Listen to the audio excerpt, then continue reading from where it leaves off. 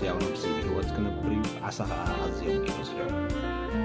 ዝማያት ዚኪያት ወይ እሞ ዝማያት ባህሪ ክትዕዩ ትውሒዝ ኣብ ዛፎ ዘበለ ድማ ኩሉ ብህይወት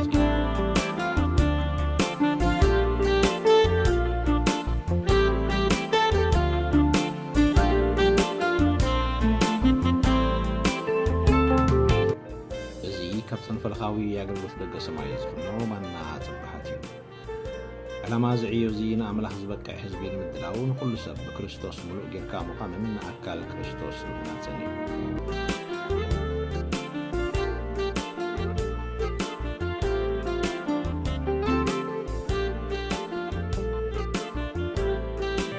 علتاوي مانا مرجمن بركة كلاي تمرتي بركة مقبل 59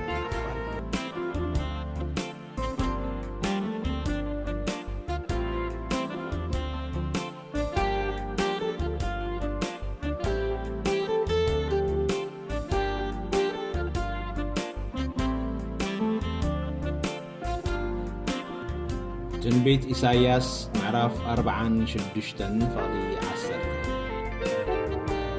كاب مجمرتا نتمودعتا كاب تنتي جنا كيكون خلو زنقركم مخريك قوميو فقادي كلون كتسمي زولكو أنا كاب مجمرتا نتمودعتا كاب تنتي جنا كيكون خلو زنقركم مغريك قوميو فقادي كلون فتسم زبلكو أنا سبحانه الله يسوس كريستوس قويتايو سبحانه نزل عالم نبروخ سمويو أبتي مبل عسرت حدا كفال نايتي مهروينا زلونا أبزح حلفوان جميرنا زلنا حساب نوينا نغسلو زلونا እቶም አቤማን አምላኽ ዝቆሙ ሰባት እቶም ብሩኻት ዝበሃሉ አቤማኑ ዝቆሙ ሰባት እዮም ኢልና ኢና ንዛረብ ዘለና ብሩኽ መን እዩ ትሕት ዝብል ሓሳብ እቶም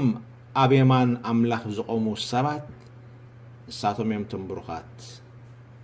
መበል 11 ክፋል ምህሮና እዩ ካብ ዝሕተዙ ማለት እዩ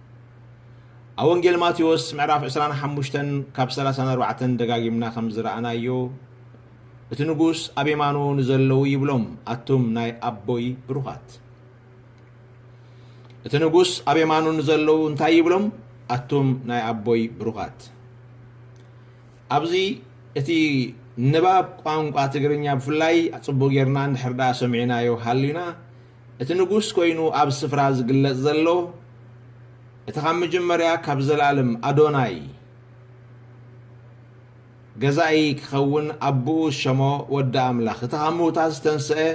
እቲ ንጉስ ነገስታት ጎይታ ጎይቶት አምላኽ አማልኽቲ እናበለ መጽሓፍ ቅዱስ ዝሰሚዮ ወይ ከዓ ዝጠቕሶ ዝዛረበሉ ኢየሱስ ክርስቶስ ጎይታ እዩ ሃሌሉያ መጽሓፍ ቅዱስ ንጉስ ዝብሎ ዘሎ ንኢየሱስ ክርስቶስ ጎይታ እዩ ንሱ ንጉስ እዩ ኣብ ልዕሊ ሞት ንጉስ ኣብ ልዕሊ ህይወት ንጉስ ኣብ ልዕሊ መላእኽቲ ንጉስ ኣብ ልዕሊ ሰባት ንጉስ ኣብ ልዕሊ ፍጥረት ንጉስ ኣብ ልዕሊ ሰይጣንን መላእኽትን ንጉስ ኣብ ልዕሊ ምድሪ ንጉስ ኣብ ሰማይ ከዓ ንጉስ እዩ አቦ ልዕል ዝበለ ስም ዝሃቦ ካብ ኩሉ ስመ ዘበለ ስም ልዕል ዝበለን ዝኸበረን ስም ዝሃቦ ብምኽንያት ንአቦ ተኣዚዙ ዋጋ ሓጢያትና ዓዳ ሓጢያትና መርገምና ከፊሉ ካብ ናይ ዘለዓለም ሞትን ፍርድን ተሻይጡ ናብ አቦ ስለ ዝመለሰና እግዚአብሔር አቦ እቲ ኣብሎ ዝበሃል ማንም ክዳረጎ ዘይክእል ዝለዓለን ዝኸበረን ስም ኣውረሶ ይብለና መጽሓፍ ቅዱስ ሃሌሉያ ብዝወረሶ ብሉፅ ስም ካብቶም መላእኽቲ ልዕል በለ ይብለና ስሙ ዘውረሶ ክብሩ ዘውረሶ ዝፋኑ ዘውረሶ ወራሲ ዝገበሮ ወዱ ኢየሱስ ክርስቶስ ንሱ እዩ እቲ ንጉስ ሰማይን ንጉስ ምድርን ሃሌሉያ አሜን ዶክሰማዓኩም ስለዚ እዚ ንጉስ እዚ ኣብቲ መንበር ፍርዲ ጻዕዳ ዝፋን ተቐሚጡ ንህያዋንን ንሞታንን ክፈርድ ኮፍ ኣብ ዝበለሉ ኣብ ዝፋኑ ኣብ ተቐመጠሉ ግዜ ዝዛረቦ ዘሎ ቃል እዩ ነዛ ግዜ እዚኣ እግዚአብሔር አቦ ንወዱ ኣብ የማኑ ዓቂብዎ ኣሎ صلاتها مرقت اقرها كسعز قبرهم ابي ماني تقمت زبلو نسيت نقص صلاتو اب تحت اقرو مساق زالو صلاتو كفرد كابتي تقميتو زلو يمان املاخ نابزا مدر خمتسين دغنا نسوت نابزا مدر زمص نغوس اب يمانو نزلو يبلوم يبلنا هاليلويا انتي يبلوم اتوم ناي ابوي بروخات كجمر كلغو ابي اساس زنببكو قال اغلبكم سمعكمو ابلبكم كا قاطيركم تدهالهم كمزي زبل دقي مخنغركم إساياس 46 فقد 10 كاب مجمرتا نتي موداتا كاب انتي غنا كي كون خلو زنغركو امو مخري كي قوميو فقادي كلون كيفتصم يزولكو انا ايه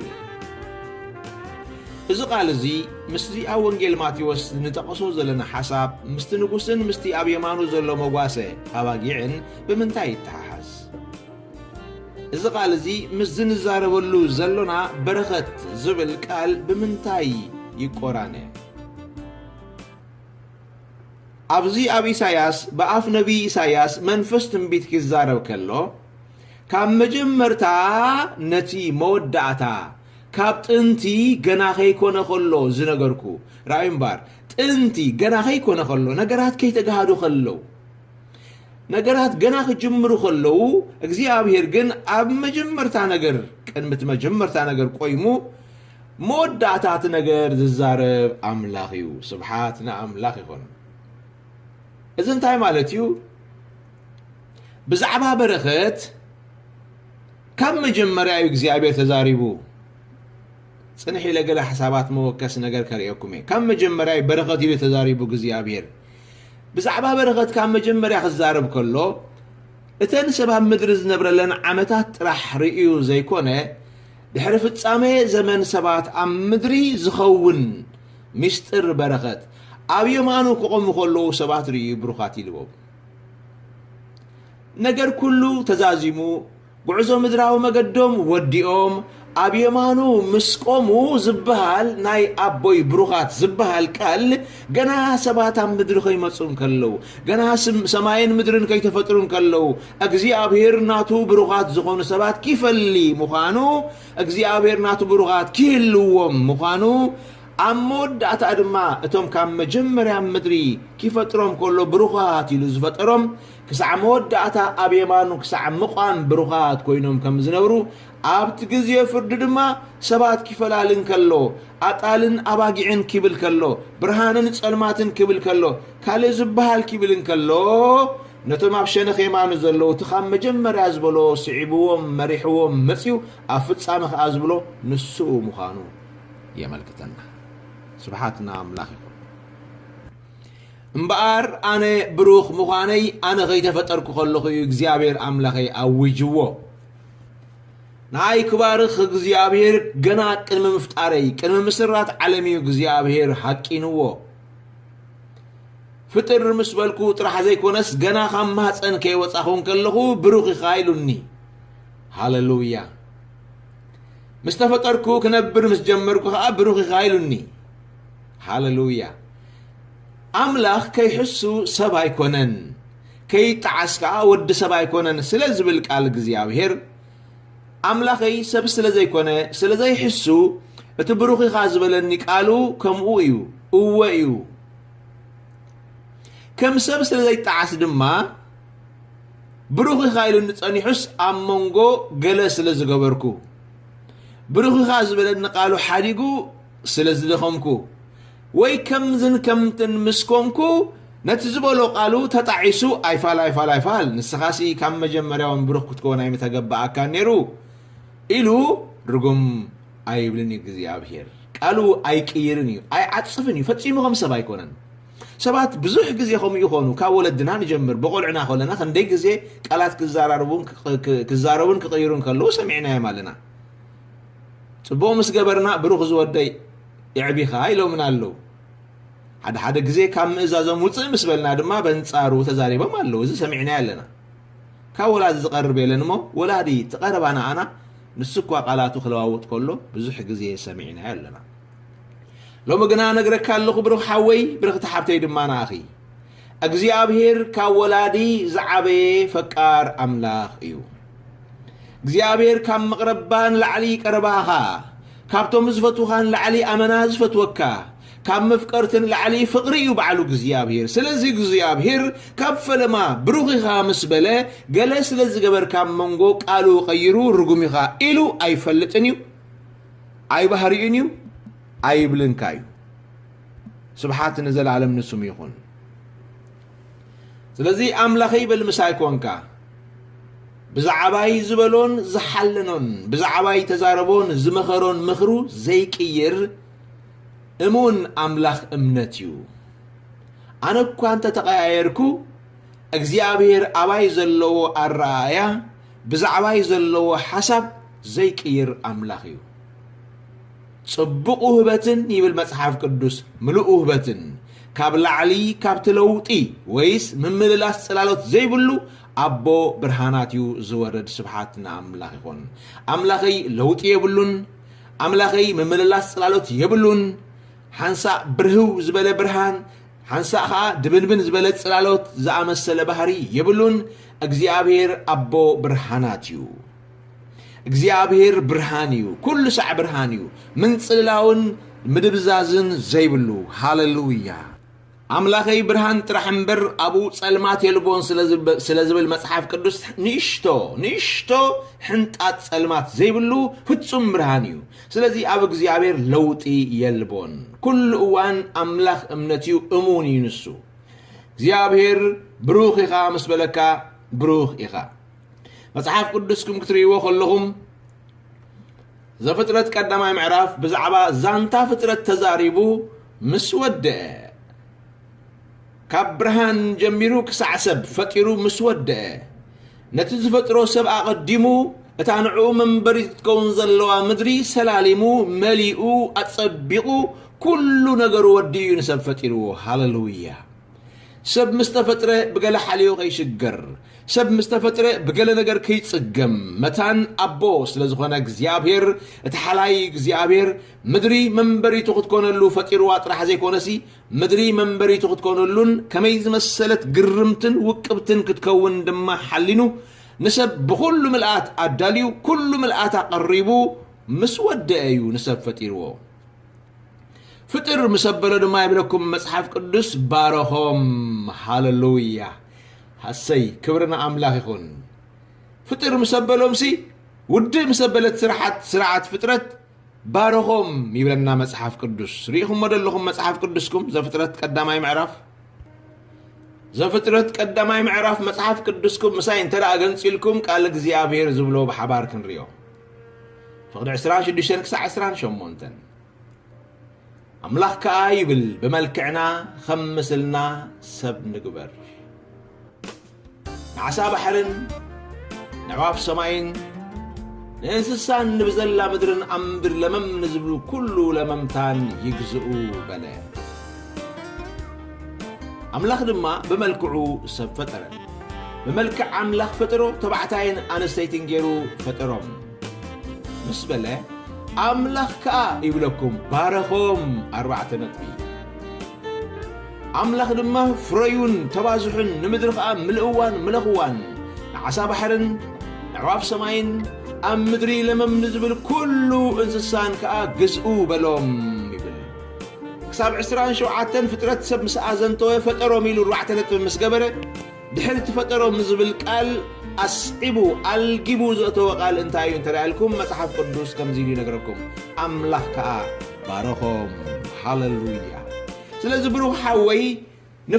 ክትፍጠር ከለኻ ምፍጣርካ ዓላማኻ ንበረኸት እዩ ካብ መጀመርያ ገና ከይኮነን ከሎ ካብ ፍለማ ዓላማ እግዚአብሔር ንኣኻ በረኸት ዓላማ እግዚአብሔር ንኣኺ በረኸት እዩ ሃሌሉያ ኣብ መጽሓፍ መኃልየ መጽሓፍ ቅዱስ ከም ዝነግረና ዓላምኡ ሰንደቕ ዓላምኡ ኣብ ልዕለይ ፍቕሪ እዩ ዝብለና ሰንደቕ ዓላማ ኣምላኽ ኣብ ልዕለይኻ ፍቕሪ ምዃኑ ሎም ነግረካ ኣለኹ اتفكر እግዚአብሔር ኣብ ዕሌኻ ዕላምኡ ሰንደቕ ዕላማኡ ፍቕሪ ስለ ዝኾነ ኣብ ዕሌኻ ተቐይሙ ኣይፈልጥን እዩ ኮርዩ ኣይፈልጥን እዩ እግዚአብሔር በኣኻ ሓዚኑ ኣይፈልጥን እዩ እግዚአብሔር ንዓኻ ዘለዎ ዕላማኡ ሰንደቕ ዕላማኡ ፍቕሪ እዩ እዞም ኩሎም ዝበልናዮም ቃላት ናይ ሰብ እዮም ሓሳብ ሰብ ግብሪ ሰብ እዮም ስለዚ ሰብ ሓሳቡን ግብሩን ንሱ ስለ ዝኾነ ትውዱቕ ኣእምሮ ዘለዎ ሰብ ንእግዚአብሔር በትውዱቕ ኣእምሮ ክሪኦ ከሎ እግዚአብሔር ዝኹሪ እግዚአብሔር ዝቁጣዕ እግዚአብሔር ዝፈርድ እግዚአብሔር ንውላዱ ብሓውስ ትኩስ ገይሩ ስለ ዝቆፅሮ ኣምላኽና ይመፅእ ስቕ ድማ ኣይብልን ኣምላኽና ዝባላዕ ሓዊ እናበለ ኣብ ገዛእ ርእሱ ሓውን ፍርድን ይእውጅ እዚ ከመይ ዝኣመሰለ ዘሕዝን ነገር እዩ ሓደ ኸባታትና ካብቶም ክፉኣት እንበሃል ሰባት እኳ ንውላዱ ብሓዊ ገይሩ ዘንድዶ ወላዲ የለን ኣምላኽ ካብ ቁጣዓ ዘድሓነና ካብ ፍርዲ ዘድሓነና ካብ ናይ ዘለዓለም ሞት መታን ክንድሕን ንወዱ ኣብ መስቀል ጨካን ናይ መስቀል ሞት ኪመውት ኣሕሊፉ ዝሃበና ብግብሩ ምድሓኑ ክላገፅ ኢሉ ይኮነን እዚ ምስ ገበረ ተመሊሱ ስለ ዝበደልካ ዶ ከም ስለ ዝኾንካ ዶ ኢሉስ ናብ ሓውስ ዝርቤካ ኣምላኽ እንተና ኮይኑ እግዚአብሔር ዝገብሮ ዘይፈልጥ እግዚአብሔር ካብ ሰብ ንታሕቲ እግዚአብሔር ድማ ጨካና ኣምላኽ እዩ ኢልና ኢና ክንገልጾ ማለት እዩ እግዚአብሔር ግን ኣይባህሪኡን እዩ ሰንደቕ ዕላምኡ ኣብ ልዕሌኻ ፍቕሪ እዩ ክፈጥረካ ከሎ ብፍቕሪ ፈጢሩካ ብፍቕሪ ተለስካ ብፍቕሪ ተቆምጢዕካ ብፍቕሪ ተሰንኪትካ ብፍቕሪ ከዓ ቅጫ ዝኾንካ ብፍቕሪ እንጌራ ዝኾንካ እንጌራ ፍቕሩ ኢኻ ስብሓት ንዘላለም ንስሙ ይኹን ንህይወትና ገና ከይሰርሓን ከሎ በቲ ናይ መስቀል ሞት ኣቆምጢዕዋ በቲ ናይ መስቀል ሞት ገሪኡ ለይስዋ በቲ ናይ መስቀል ሞት ገሪኡ ሰንኪትዋ በቲ ናይ መስቀል ሞት ገሪኡ ሰሪሕዋን ፈጢርዋን ንህይወትካ እቲ ናይ መስቀል ፃዕሪ እቲ ናይ መስቀል ሞት ድማ ፍቕሪ እዩ ንኡ ነቲ ኣብ መስቀል ዝሞተ እኳ ፃዕርን ሞትን ዝበሃል እንተኾነ ውፅኢቱ ግን ፍቕሪ ስለ ዝኾነ ብፍቕሪ ኢኻ ተፈጢርካ ብፍቕሪ ኢኻ ተሰሪሕካ ብፍቕሪ ኢኻ ተደኩንካ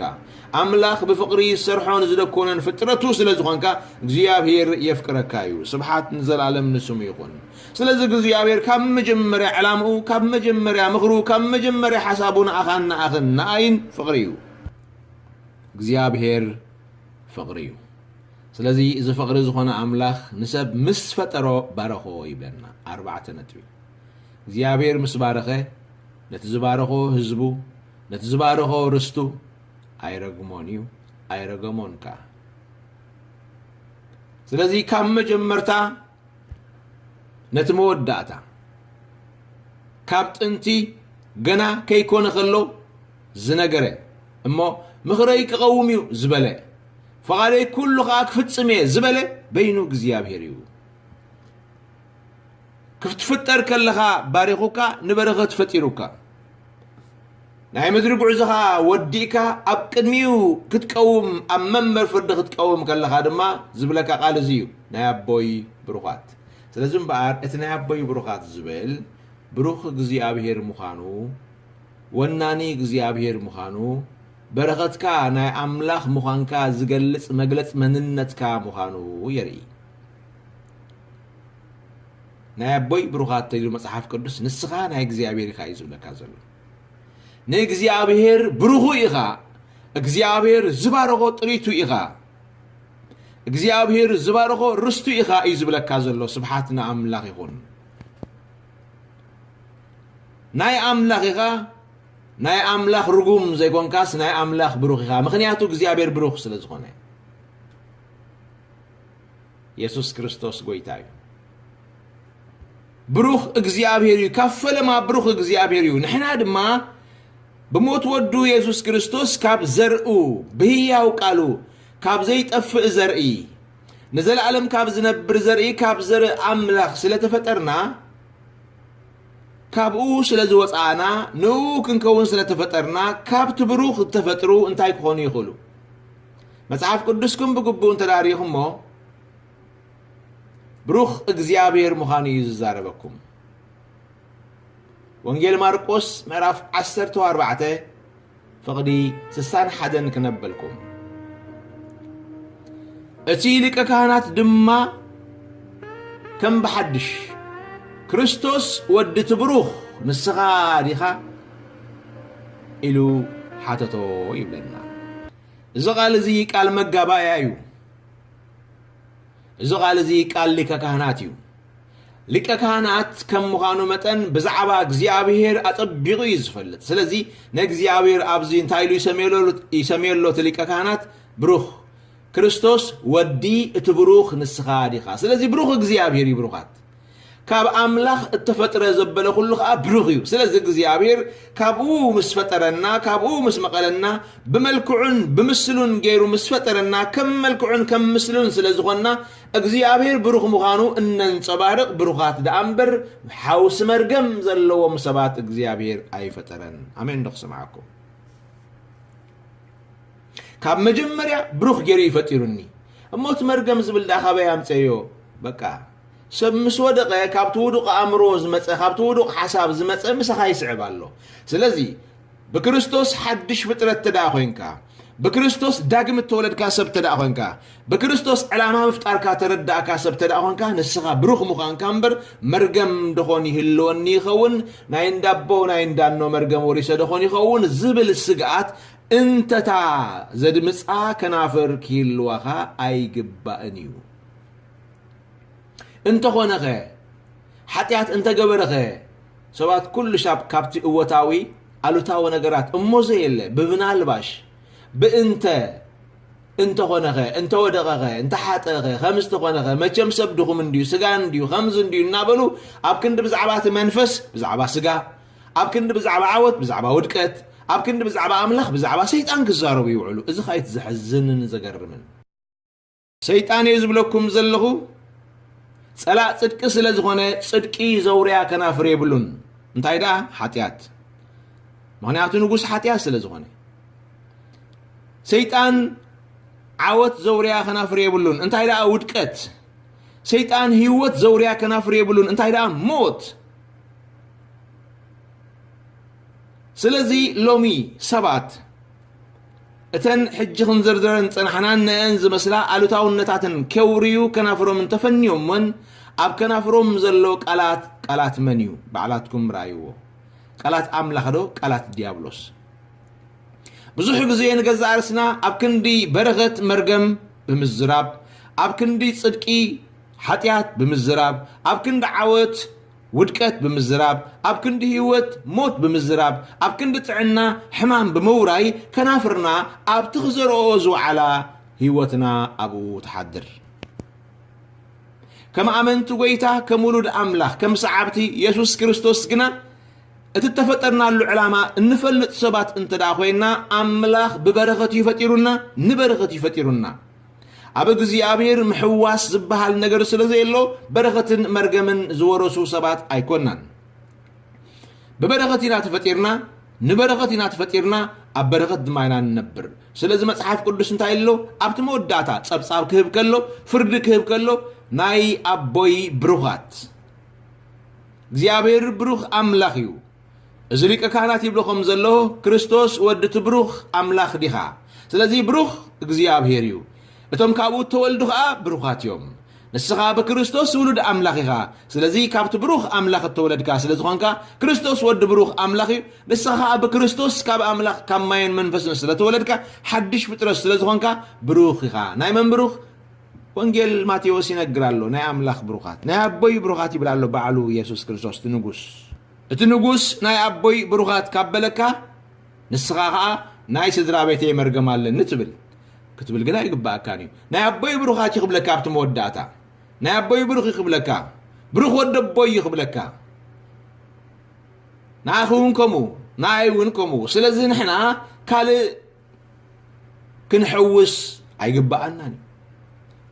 متعاف قدوس مرجما لكم سلازي بلي نتوم داقم التولدو حدش فترة زغنو بكريستوس ولود أملاخ زغنو مسلو لدنا تقبلوا السبت بروخات دامبر رغمات كبلوم ايكلني مخنياتو كابيز مصمو دك ابو سلازغنا ولود املاح سلازغنا كابو كاب املاح ورست املاح دامبر كال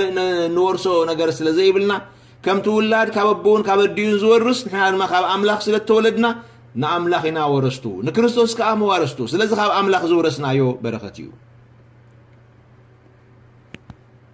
نتوم تصوعهم زبل كلهم كتصوعهم كله دحر مفتارو مالتي كفترهم كله بروخات غير فتيرهم ايفلطن يمساتو صحف سلز نجرنا زلمبر تفطر مسبلنا قدم مفطارنا أملاخ نبرغت كم زحصينا نبرغت كم زولدنا أبرغت كم زنبرنا دحراينا فلتنا شعو أي فلتنا يون قدم مفطارنا أي فلتنا يون سلز دحراي كنفلت كلنا دما كتصوع عنا خلو كفطرنا خلو كيكون خلو أقدمو نبرغت كم زفطرنا نسي فلتي قالوا هذا صحيح له دحراي كأبب ولكن خلنا كتصوع عنا خلو نبرغت كم تصوع عنا مسكر مبارك ريكم كم مسحاف قدوس كل شيء نفلطه كل شيء ننبه حدش زي كونه نبارق عليه نقرأكم قلنا مردانا بمقلاص أملاك كمتصخلو وتروان حدش يخون تقال እግዚአብሔር ሽሙ ዘላለም ብሩክ ይሁን أملاك كفترنا نكلو سماي مدرن قدم مفطارو زنبر علامه ገና ከይኮነን ከሎ أقدمو زحسبو زحلنو زعلمو زمخرو مخرو ناي ناخي بركت نيرو مدر السلالي مفطيرو مسود انا فطر مسبلنا دما بركت فطيرونا بركت فطيرونا نزو كل مستوى على مسابنا يا ككاب زخدنا يوم منقدي تصوعنا ممس تصوعنا بركت تزاريبنا هجراي ابراهام كريكم ثناي مجمريا ناي تحدثوا ابو كاب ادم جميروم كلهم دق سبات نعلونا ودقو خبا املاخنا رحق مسكدو املاخ ناتي زبلو ناي غزا رسو زخون رستو زخون حزب خطر مسدلي حدا سبا يصويعو السبا يزدما ابونا ابراهام كاب اور ناي كلداويان صويعو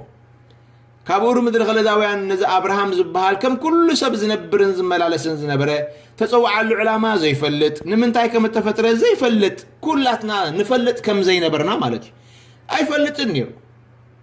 እግዚአብሔሪ ፍልጠትና እግዚአብሔሪ አእምሮና እግዚአብሔሪ ጥበብና እግዚአብሔሪ መቅዳስና እግዚአብሔሪ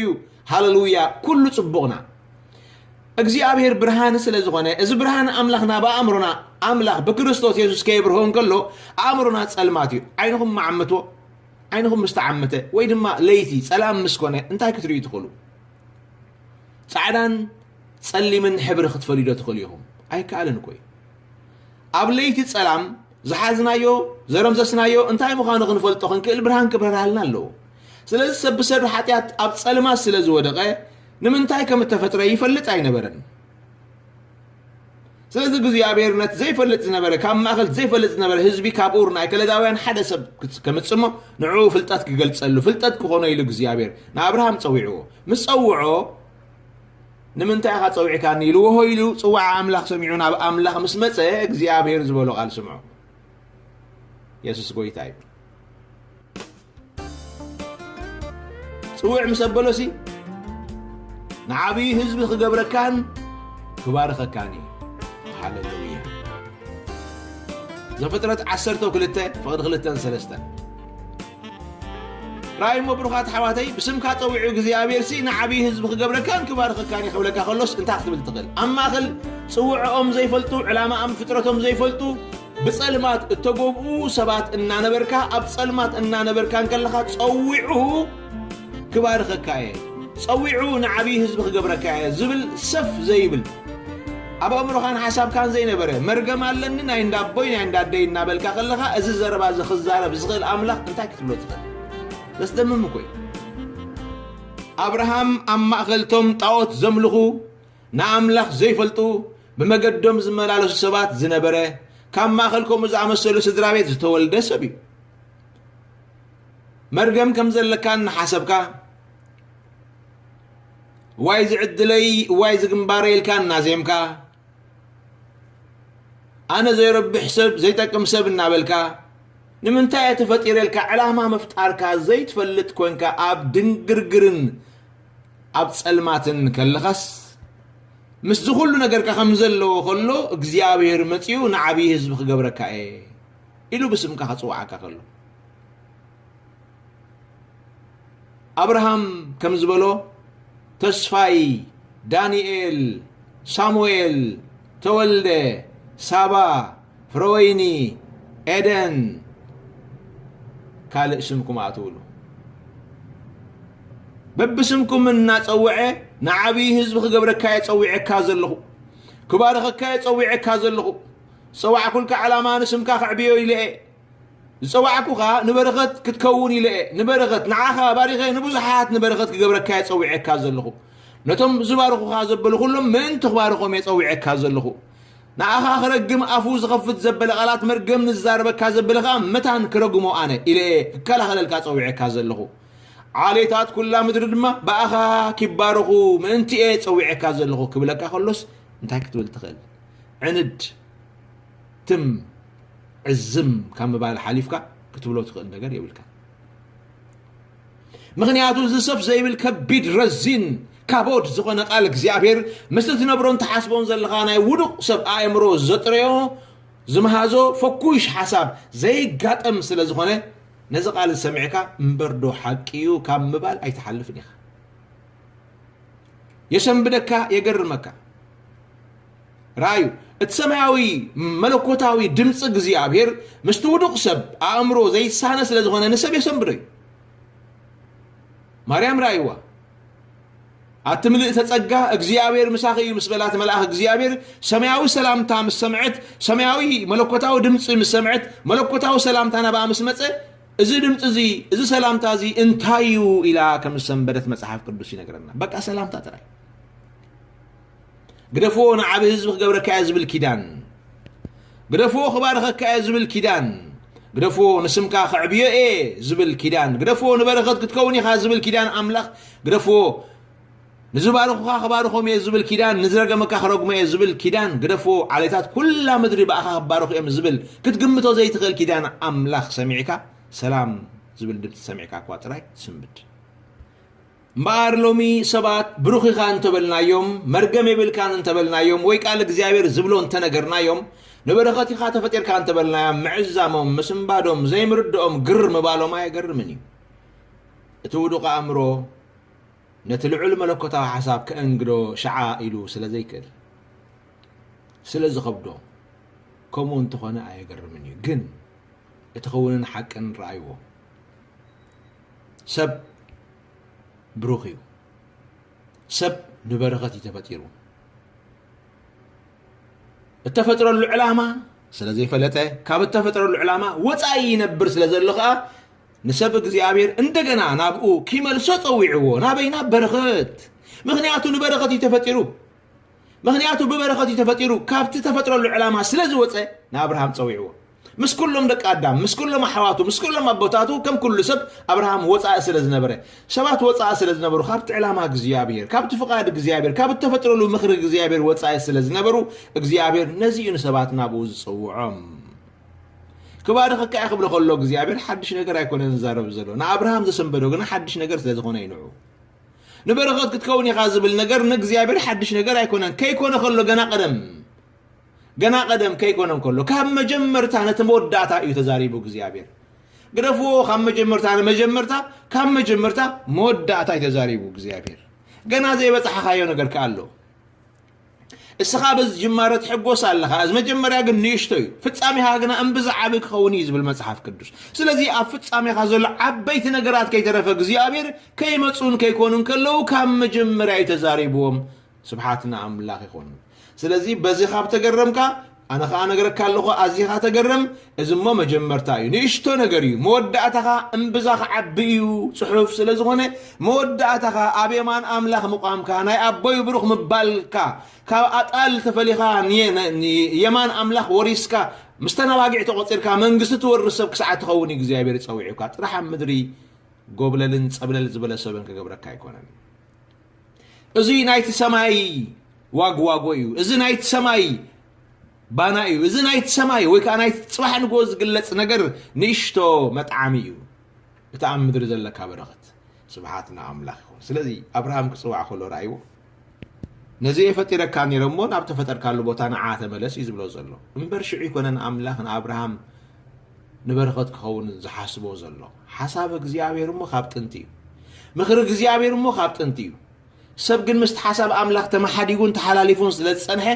ናብቲ ሓሳብ አምላኽ ንሰብ ምስ መለሶ ካልኣይ ግዜ እግዚአብሔር ክዛረቦ ግድን ነይርዎ ሎሚ ንዓይን ንኣኻን ከዓ ምስማዕ ስለዝኣበናዮ ካልኣይ ግዜ ጥራሕ ደይኮነሲ መበል ሽሕ ግዜ ይዛረበና ኣሎ ብሩኽ ኢኻ እናበለ በብጽባሕ ይዛረበካ ኣሎ ብሩኽ ኢኻ እናበለ ምቋር ስለዝኣበኻዮ እቲ ምኽሩ ገና ክርዳእካን ክብርሃልካን ስለዘይከኣለ ኣብ ጸልማት ኣእምሮ ስለዘለኻ ቅድም ብርሃን ክብርሃልካ ኣለዎ برهان كي برهان كله صعدان تصليمن سماوين كيحن حبر ختفلخم زي تغل دحر مبرها برهان جناب تصلمات ነገራት ኩሉ በቦቶም ከም ተትሕዞም ከምኡ ድማ ኣብዚ ሰላም ኣምሮዚ እግዚአብሔር በቃሉ ገይሩ የብርሃሎ ብርሃን ቃሉ እናመፀ ብርሃን በትብርሃን ብርሃን ካጌርና ብርሃን ዝርእለና ጻሒፉ ከም ዘሎ በብርሃን አምላኽ ትብርሃን መታን ክትሪዩ በትብሩኽ አምላኽ በብርሃን ቃሉ ገይሩ ብሩኻት ምኻንኩም መታን ክትሪዩ እግዚአብሔር በብጽባሕ በቃሉ ገይሩ የብርሃልኩምን ይዛረበኩምን ኣሎ ስብሓት ንዘላለም ንስሙ ይኹን ኢየሱስ ክርስቶስ ጎይታ እዩ ስለዚህ አብርሃም ክጽውዖን ከሎ ዘቃላት ተዛሪቦ ድሕሪ ኻኒ ይስሐቅ ዘፍጥረት 26 فقد 28 29 ንሳቶም ድማ በሉ ይብለና ሰባት እዮም ሕጂ ዛረቦ ዘለው ይስሐቅ እግዚአብሔር مسخا خمزلو ارغيصنا رينا اينامو كمتي نحنا زيتن كناكا صبق طراي كمزغبرنالكا بسلام دما فانوناكا نسخا دما نانا كفو كيت غبرنا نحنان نسخان نحد حدنا نمححل مسخا كيدان نتو بلنا حجي نسخا ناي እግዚአብሔር بروخ إخا إلى مصب جرار نيساق سبحاتنا أملاخ وطبعا إذا اللي حسب ما ترشت عزل يساق بزعبانا እግዚአብሔር بروخ مخانو بزعبا رسو نالبات كيو قروم كله سبات كن ريامو أبتي مدري بتأميت توري راز نبرو تلو جزي أبتا مدري زريو مزرع قابلنا مصحف قدس مزرع دما قابلنا مصحف قدس ميت خعبة الخبر أما خلو منا نبره قوانا خويننا نبرن كله كم قوانا زي كونس كم ودبات كنا بريامو كم مسكين لما انت مصواتن زي كونسي كم لقاسن وهابن كم مقلن كم تصقاوين خلوتن سبات كوين ريامو بعال ملو حرنت كوين خملالس ريامو بعال ملو ناصنت كوين خملالس ريامو وحد سب كنسو كم بزح سب كم بزح حزبي نهاجر زأكل كسعر كم زغيل حيال حزبي غيرهم ريامو أبكن مسب جرار أبكن هاجر بهاجر أبكن منقوسن منقستن زلوا هاجر إذا حدث بأي مسؤول نبرو سدرابيتاتن كوينو كاب هاجر زبلت حيل زلوا كاب نقشات زبلت حيل زلوا كاب سراويت هاجر زبلت بقعت زلوا كوينو ريامو سلازم فريهمو أنت أي ترايوم حلمي أيكونن قهدي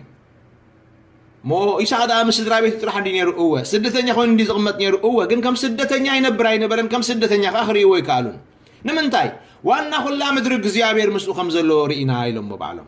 እግዚአብሔር مسا خمزلو رينا كاب بزحات زبزح حلونا እግዚአብሔር عسيلو خلو ريمو هاللويا سب جرار ازيم لبامات سبات يوم نيساق خلو ويم صنيحم نيساق كصنعو ويم صنيحم نيساق كريو ويم صنيحم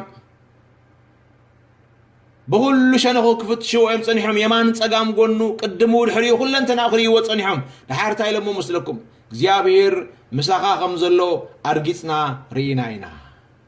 أرجيتنا زبل قال بقول شنخ مرتعوتات أكيبة ممزن سوازيهم أملاخ مسو خمزلو قال خم مرتعوهم أما قال هاجرهم زريو نساتهم كرخبو زيك قالوا بزح فرز ركب سب 100 خعبز ركب سب كوين ريمو انت عايتي مسترو كبل جميرو نسون سدرابيتن وحدات سبات ناخونن كلو هاجر بهاجر اخو فيلان كلا نقول هاجرا انكتتما اما خلهم كملالس كلو فرهات يساق اما خلهم كحدر جميرو انتاي مخنياتو قبل جميرو نقوس كفر هو جميرو مكوان تخفر هو جميرو سبا سلطان كفر هو جميرو حزبي كفر هو جميرو هاجر بهاجر اخفر هو جميرا نا يخبروت فرهات إذا هلو أطنيعهم مسودهم بار እግዚአብሔር مساها خمزلو أرجيتنا رينا يلومو سلازي تግዚአብሔር مسؤول زغون هزبي كاب بزح يبزح تግዚአብሔር كمسؤول زغون هزبي كاب حيال حيل تግዚአብሔር مسؤول زغون هزبي بروخيو እግዚአብሔር بروخ أملاخ سلازغونه إذا أطنيعهم مسودو أم مترشات يلومو نسخا نا እግዚአብሔር بروخ يخا سلازي نحنا مسخا مسمع يزواص عنا مسها مقداوي زواص عنا بركت كان بنا متان كحلف الله ونتك بركت متان كونلنا لا املاح بروخ سلازخون كان سخا كنسما مع كافتينا لنا بجها كفو كيت جبرنا كيت غدانا إلاتو هاجر بهاجر زقودا أي نبرن جن هلونا جزياب هير كابع بيتو نتلع عليه سبات كقربون كده فروون سلزي كلو زقودا أي زمسلهم سلزي أم كسبات لومي جزياب هير أملاخنا يمت سقدم ما أيبلن زبالة حوي خمزي نابلو تعابي مخانو يريوه فقر مخانو جن يرسعو سلزي بعبيتو يفرهو أمو أملاخ زواق عشقيلو كم تبقوم كعبيهم كلو نهار مزعبيهم كبابيهم نهار مزعبيهم فلتت بمجنحتي بموقعتي ببتري بدولا زسنقم እግዚአብሔር ካኸሙ ገይሮም ስለዚ ቆጽርዎ ናምልኽ ኣብ ክንዲ ብፍቕሪ ዝቐርብዎ ይፈርህዎ ሞ ይርሕቅዎ እግዚአብሔር ክንከም ይኮነ ስለዚ ናይ እግዚአብሔር ብሩኽ ይኻይሎማ ባርዛ ቃል እዚ ሓዝዋ ኣብቲ ናይ መጨረሽታ ግዜ ፍርድቲ ንጉስ ዝዛረበ ቃል ንስያ ናይ ኣቦይ ብሩኻት ዝበላ ቃል ስለዚ ናይቲ ብሩኽ ኣምላኽ ዝኾኑ ኩሎም ናይ እግዚአብሔር ብሩኻት እዮም ንሱ ብሩኽ ስለ ዝኾነ ካብኡ ተወልዱ ኩሎም ከዓ ብሩኻት እዮም ንስኻ ብሩኽ ኢኻ ምኽንያቱ ካብቲ ብሩኽ ኣምላኽ ስለ ተወለድካ እግዚአብሔር ሽሙ ንዘላለም ብሩኽ ይኹን ኢየሱስ ክርስቶስ ጎይታ እዩ ሳልሳይ መርትዖ ያዕቆብ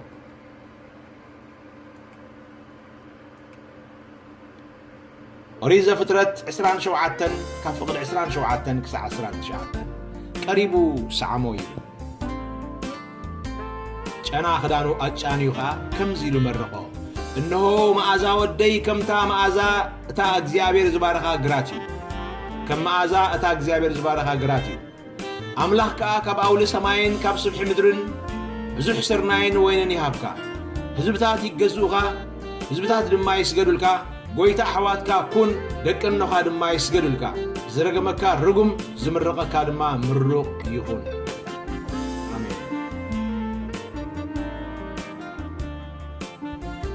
ኣብዚ ስፍራ እዚ ዝምረቕ ዘሎ ያዕቆብ ከም ውርሻ ካብ ኣቦኡ ዝቕበሎ ዘሎ ርስቲ ምርቓ እዩ ያዕቆብ እዚ ግዜ እዚ ደው ኢሉ ቅምብኡ ቃላት ምርቓን በረኸትን ክወርስ ከሎ ሽዑ ይሰምዖ ዘሎ ያዕቆብ ዝወርሶ ዘሎ ግና ሽዑ ዝመፀ ሽዑ ተሃንደሰ ሽዑ ተሰንከተ ቀጫ በረኸት ድዩ ኣይፋሉን ኣቡ ወሪስ ወፀንሐ በረኸት እምበር እሱ ጥራሕ ድዩ ኣይፋሉን ኣብ ሓጉ ብርሃም ተፀዋዓሉን ክነብረሉ ተዋህቦ ርስቱን ዝኾነ በረኸት እምበር እሱ ጥራሕ ድዩ ኣይፋሉን ኣቦ ብሓጎታቱ ኣዳም ክፍጠር ከሎ ኣብ ግዜ ፍጥረቱ ተነግረ ርስቱ እምበር ሃሌሉያ ስለዚ በረኸት ርስትኻ እዩ ካብ ጥንቲ ገና ከይኮነን ከሎ ካብ መጀመርታ ከይተቐልቀለን ከሎ እግዚአብሔር ብዛዕባኻ ተዛረቦ ድምፂ በረኸት እዩ ሃሌሉያ እግዚአብሔር ብዛዕባኻ ካብ ጥንቲ ተዛረቦ ዘረባ በረኸት እዩ እቶም ሎም መርገም ኣለካ ዝብልኻ ዘለዉ ናይቲ ማለን ናይ ሕጅን ዘረባ እዮም ዝዛረቡ ዘለዉ ኣየን ይዓቢ ገና መርገም ዝበሃል ናብ ዓለም ከይኣተዎ ከሎ እኮ እዩ እግዚአብሔር ብዛዕባ ኣዳም ባርኾ ዝብለና ንኣዳምን ንህዋንን ዝባርኾም እኮ መርገም ዝበሃል ከይኣተዎ ከሎ እዩ መርገም ምስ ምእታው ሓጢኣት ናብ ዓለም ይመፅ ኢለኩም ኣለኹ ኣብ ሕሉፍ ትምህርትና ስለዚ ሓጢኣት ዝበሃል ይትረፍ ኣዳም ዝበሃል ከይተፈጥረን ከሎ ሰማይን ምድርን ከይቆምን ከሎ እግዚአብሔር ብዛዕባኻ ተዛረቦ ብዛዕባኻ ዝሓለኖ ዝመደቦ ዝመኸሮ ምኽሩ በረኸት እዩ ስብሓት ንኣምላኽ ይኹን ሓጢኣት ናብ ዓለም ከይኣተወን ከሎ መርገም ናብ ዓለም ከይኣተወን ከሎ ውድቀት ሰብ ናብ ዓለም ከይኣተወን ከሎ ኣዳም ባዕሉ ከይተፈጥረን ከሎ ምኽሪ እግዚአብሔር ንኣኻ በረኸት እዩ مستفترك እግዚአብሔር ንዓኻ ንሰብ ተዛረቦ ቀዳማይ ዘረቡ በረኸት እዩ ባረኾም ይብለና መጽሐፍ ቅዱስ ኢየሱስ ጎይታ እዩ ሓድሽ ኪዳን ድማ መልሲልና ኤፌሶን ምዕራፍ 1 ተዳሪናዮ ከምዚ ይብለና መጽሐፍ ቅዱስ ስምዑ ቃል ኣምላኽ ዝብሎ فقد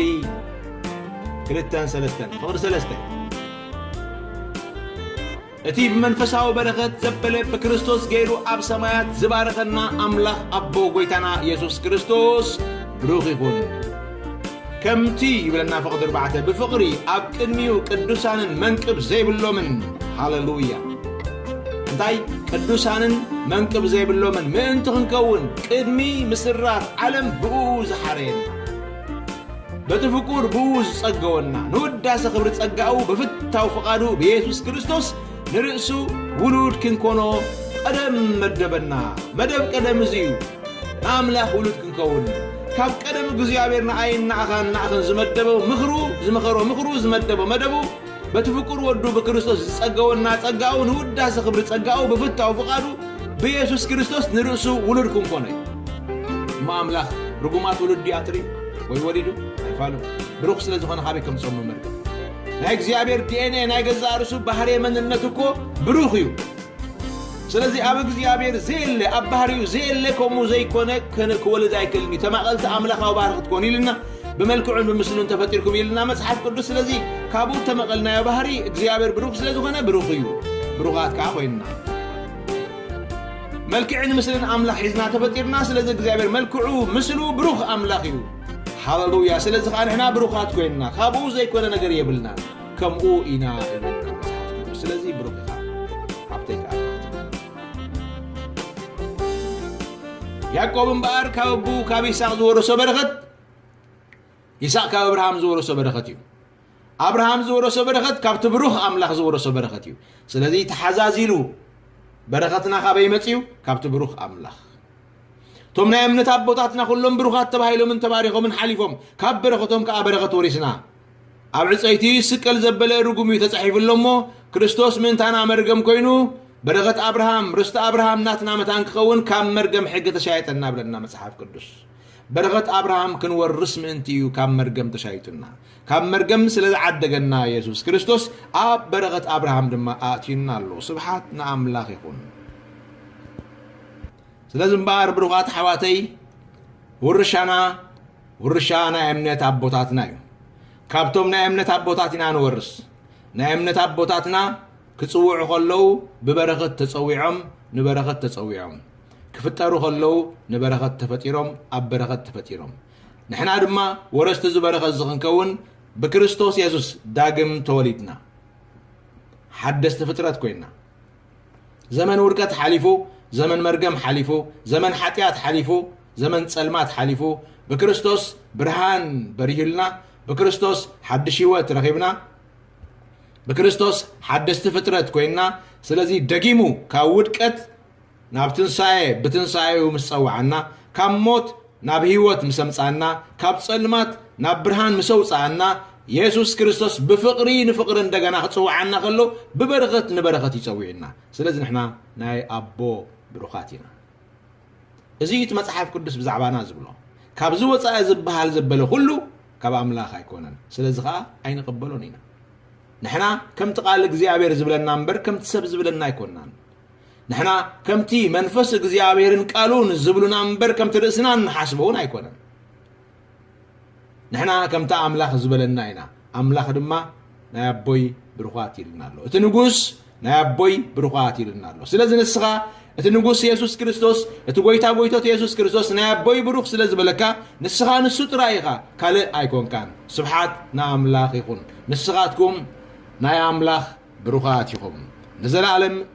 እተባረኹ ሰባት ይኹም በበረኸት ተፈጢርኩም ንበረኸት ተፈጢርኩም በበረኸት ተጸዊዕኩም ኣብ በረኸት ክትነብሩ ዘለኩም ሰባት ይኹም ብሩኻት ይኹም ስብሓት ንኣምላኽ ይኹን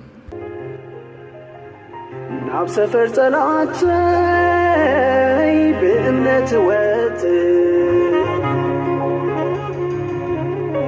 ነዘይ ምእዛዞ ዘበለ ኽፈት ንቐጽሪ ያሪኮ ብእምነት ዞሮ ስም ኢየሱስ ዝጸዋኹ ምስጋና ዝጨደርኩ ወዲቑ ተሰባበረ ያሪኮ ዘይነበረ እጥምት ሳጎይታ አቤሱስ ሳጎይታ ናጎይታ ኢየሱስ እጥምት ሳጎይታ አቤሱስ ሳጎይታ ናጎይታ ኢየሱስ ነብር ንጎይታ ኢየሱስ ንጎይታ